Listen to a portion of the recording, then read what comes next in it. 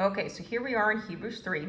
So in this section here, Hebrews is talking about Moses directly and how he is a great example of Christ, but he is not Christ. He is not the final Messiah that God had promised. So let's look at this real quick.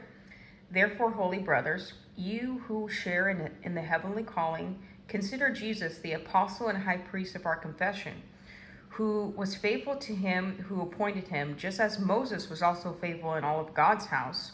For Jesus has been counted worthy of more glory than Moses, as much more glory as the builder of a house, as much more honor than the house itself.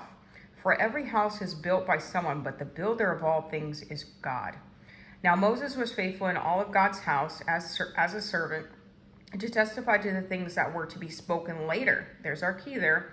But Christ is faithful over God's house as a son, and we are his house if indeed we hold fast our confidence and our boasting in our hope.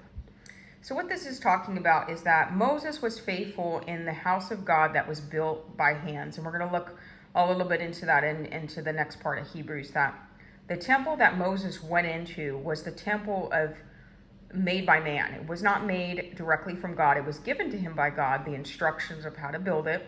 But it wasn't the same temple that Jesus went in and offered his sacrifice.